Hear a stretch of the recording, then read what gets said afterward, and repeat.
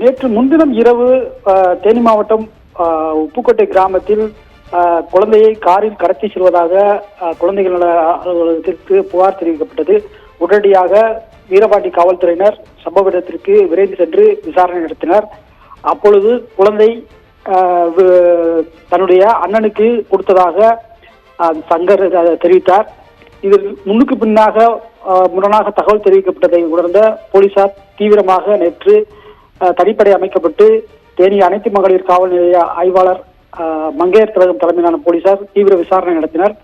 அப்பொழுது குழந்தை தேனி மாவட்டம் போடி பகுதியைச் சேர்ந்த தர்மர் மற்றும் உமா மகேஸ்வரி தம்பதியருக்கு குழந்தை 80,000 ரூபாய்க்கு விற்கப்பட்டதாக முதல்கட்ட தகவல்கள் தெரிய வந்துள்ளது. தற்பொழுது இவர்களிடம் தீவிர விசாரணை நடத்தி வருகின்றனர். குறிப்பாக சங்கருடைய மனைவி பாண்டீஸ்வரி, பாண்டீஸ்வரியுடைய பாட்டி சின்ன வெள்ளத்தாய் உள்ளிட்ட 5 தேனி அனைத்து மகளிர் காவல் நிலையத்தில் வைத்து போலீசார் தீவிர விசாரணை நடத்தி வருகின்றனர்.